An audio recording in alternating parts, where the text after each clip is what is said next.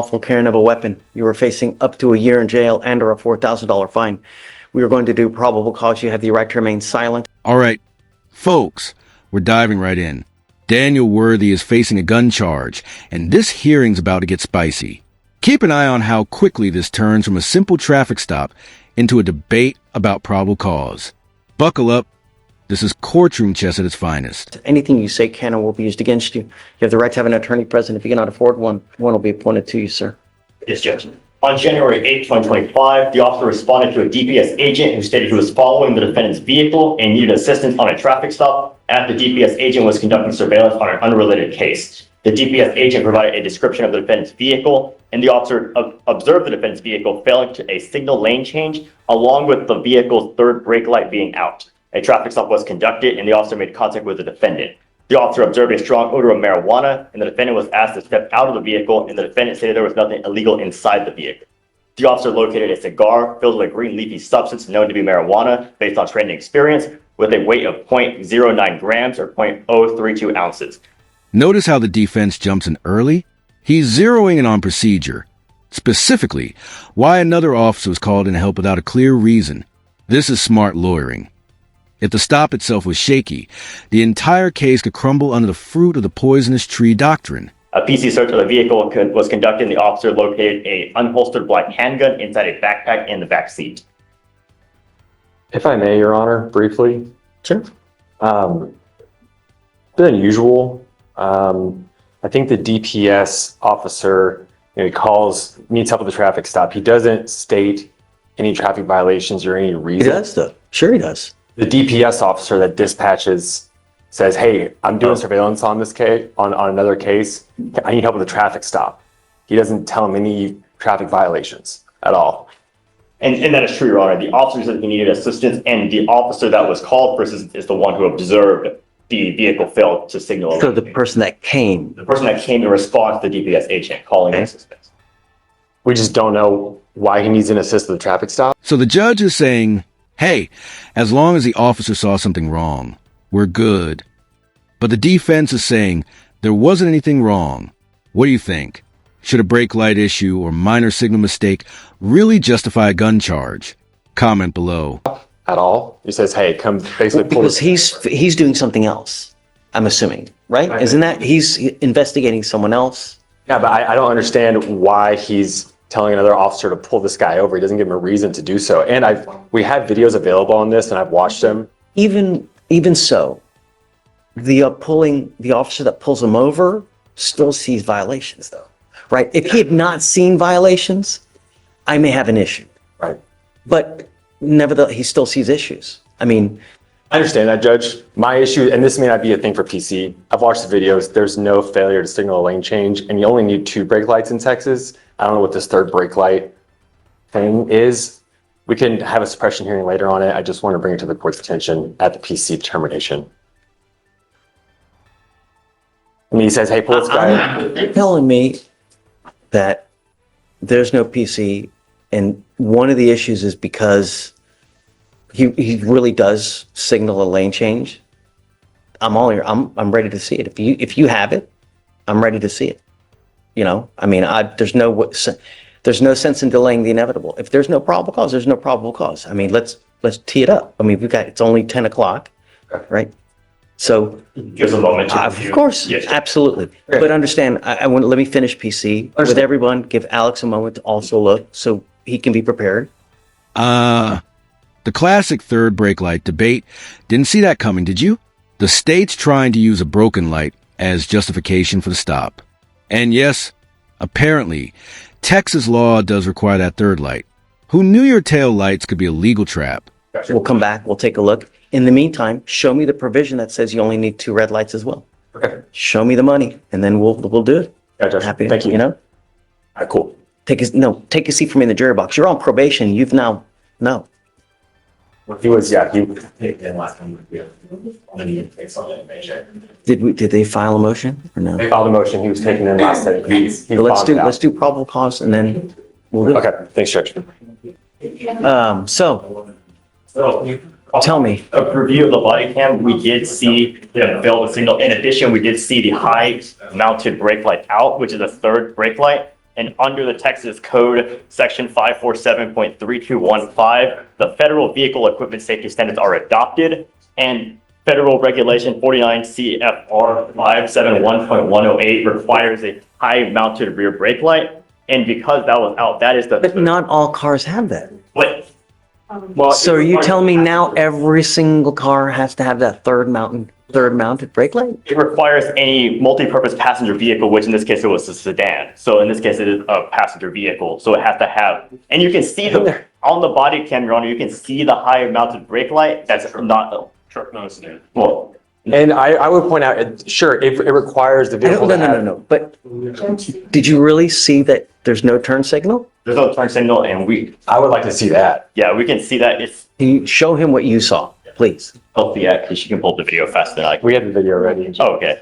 Time stamped at 0.08. It's signal. Keep going. So you're going to see the vehicle come into view at a distance right there, and he comes across 2 lanes without signaling. Bro, you can, Come on, Will. You we can. can show the judge that. Yeah, 'cause we you can't, we can you step can't to see the that. back and you can see I it don't think cut that's across. him. There's no way. There's no way that's him because But- he's already in the furthest right lane by the time that, No, you and can see him. 2 You seconds can see him later. going across to his right, a lane without any signal, in addition to that brake light as you continue the video. Would you like to see, Judge? Sure.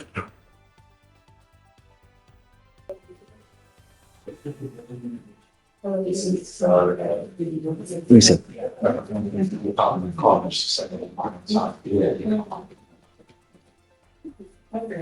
You will see your vehicle here. Which car? It's a. May I, Your Honor, go up there and point it out? The truck. No, it's the gray sedan. The gray sedan come up. Oh, it hasn't come up. You won't see it until after the law enforcement goes over the hill on the highway. It looks like he's going pretty fast, huh? No. No. No, we're just. There is two people kind of, Okay, ready for the next one? Thank you for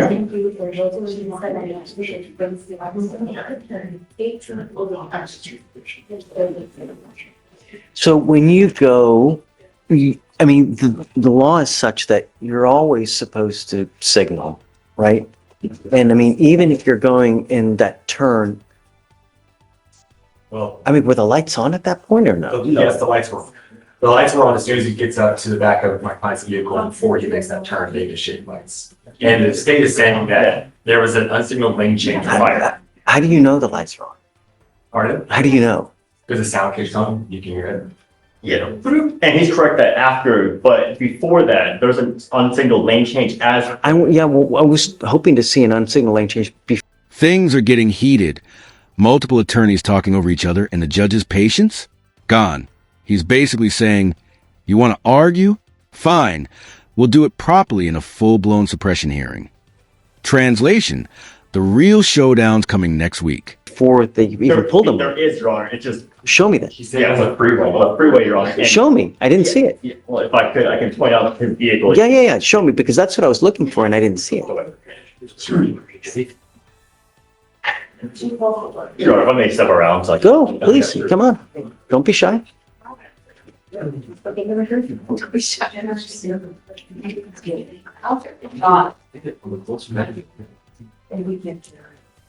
So it's small, it's at a distance, but you'll see the vehicle come into view momentarily. It's right there. That's the defendant's That's vehicle. him? That's the defendant's vehicle. Let me go back a little bit. No way to tell it's equal. Because you can continue, no, and you can continue seeing it. Can you not make it? You should be able to like, I'm sorry, if we're gonna do crosstalk like this, we can just set this as an MAJ hearing or a formal motion to suppress, and that can be up on the big screen. We can have more structure to an argument, and we don't have to have 3 people arguing about it. Here, that's a personal handheld device. Yes, Judge.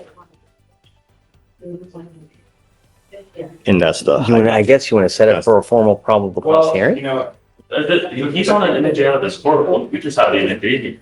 It's a preponderance standard, they can challenge any motion to suppress they want, or they can urge any motion to suppress they want. This is for the new case though, right? This is not for the MAJ. It's for the new case. It's for the new case. Yeah, the UCW. The UCW, yes. Yeah, Yeah, but he's got a pending MAJ in this court for an evading arrest. right, but because of this. Right, so this would have to be proved about that hearing anyway. Right, but I mean, I'm not going to revoke if there's no PC to go here. Right, I'm just saying if we're going So- to be here having three attorneys talk about a handheld device on the screen and what can't be seen, we might as well just set it for a whole hearing and then we can put the whole video up on the screen. I'm down. You want to do it for beginning of next week? The court suggested that there's gonna be. I didn't realize it was going to be this Yeah, I just. labor intensive, so to speak, you know? It's turning into like a big argument. If the video is clear enough to determine probable cause, then that's fine. I'm just saying if this is gonna. I'm having to squint. So that's why, but let's set it for a formal one. Next week, whatever you want. No? I mean, whatever the court wants. It doesn't matter to I mean, me. but on the. I would like to do it now if we can, just annually, but I mean, it's the first 8 seconds of it. He said it's the one. The car's so far away, there's no way. The state's gonna point out a minuscule car hundreds of yards away, you can't see what lane it's in. It's the same. It's just isn't defined. There, and then the officer continues going in that direction. It's the same vehicle. And that right there, folks, is a judge going full parent mode. No guns, no drugs, no weed. You can tell he's giving Daniel a final warning before things get worse. A tense but human moment in an otherwise legal chess match.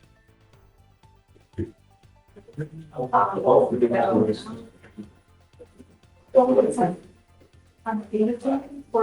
it that one way over there? It's this one, Mike. It's The one going right at that time. Because it's going right, then the officer continues in that direction, follow the vehicle. Can we see it right here? Which one is it? So it's not right here, it's How does he even see that? because as he's coming around the corner, you see it right there, that vehicle right there going right. Oh, that was cool how you did that. Yeah, I don't know how I just keep on it. That's great. That's it. So yeah, as That's he's coming around the corner, yeah, so he's coming around, and then that vehicle going all the way across with no light, and then Look. Can you tell what lane he's in? No. Come here, Will. Look. He's trying to. He hit something that made it like really big. Can you see if he has a driver's license, please? it's all blurred on it. Okay.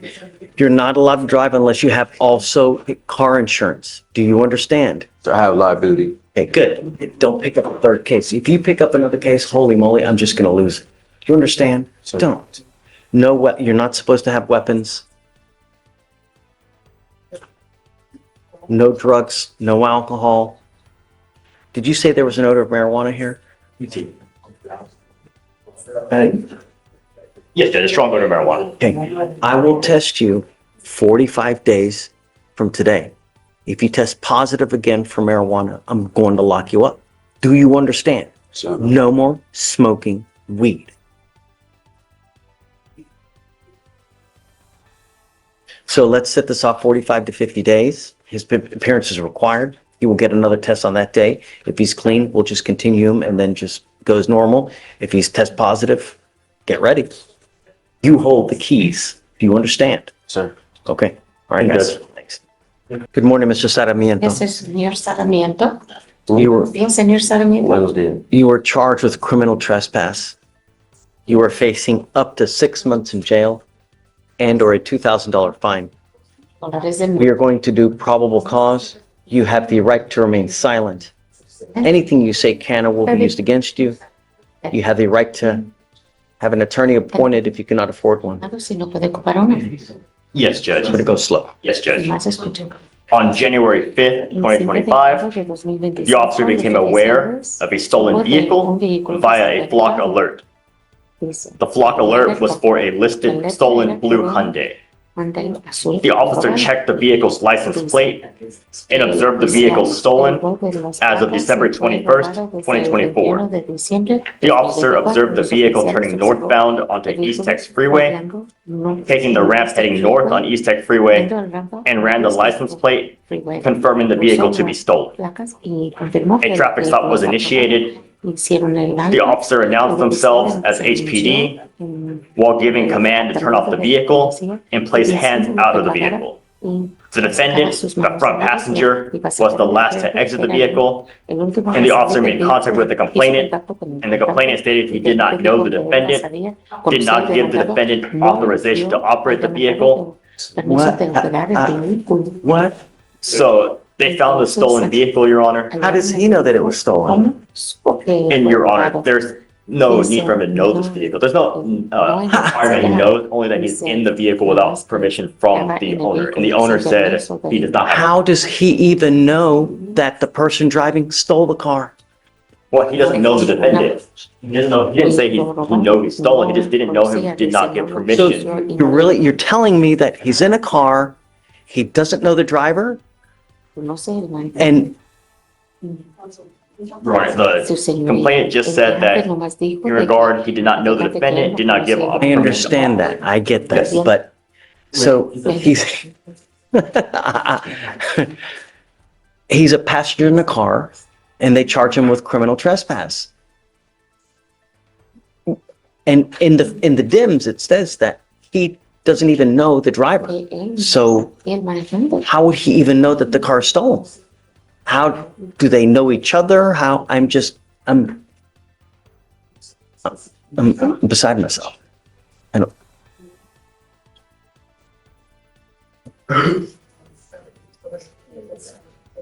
When a criminal trespass requires some kind of like notice that, hey man, you know,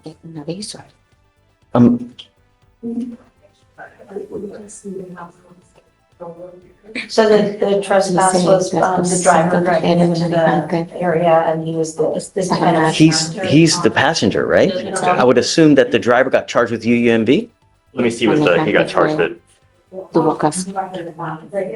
If you tell me no, I'm gonna lose it. Really? Yes, Judge, UMB. Okay. But the problem is that like, how would he know that the car is stolen? Right? You got to give me something that it's a specific intent crime. You have to, you know, there's got to, in my opinion, you've got to somehow know that the car is stolen. And Your Honor, further, I guess to get to that, he was in a relationship with the defendant who was in the vehicle, and there were signs of damage to the vehicle that the officer articulated, saying that there was. One moment. a scratch on the hood. Signs of theft that would lead a reasonable and prudent person to believe the vehicle was stolen, as the steering column was broken in a manner that only a screwdriver could turn the vehicle on, and the screwdriver was tagged into the evidence. So there was damage from a screwdriver in the vehicle indicating that it was stolen, and this defendant was in a relationship with the driver of the vehicle. And then furthermore. Did you just tell me that they didn't know each other? No, the complainant does not know the defendant. Oh, okay, but I thought you also said that the driver and. No, Your Honor, and it may be misunderstanding because of me, but it's the complainant saying he does not know this defendant and did not give permission to the defendant to operate the vehicle. So there's enough there that a reasonable person would believe That the, he's in a stolen car. Stolen, yes. So the steering column, was it? was broken, and the officer said that in a manner only a screwdriver could turn the vehicle on. Un desarmador podía apagar el vehículo.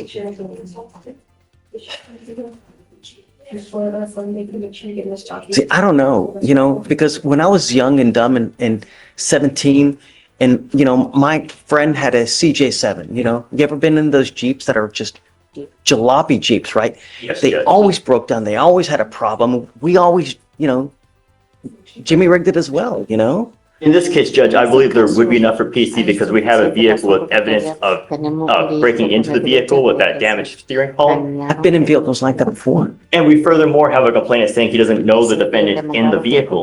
That makes no difference. That goes to the element of without, for the criminal trespass, it goes to the, with, knowledge that it was, Nah, I'm not, no.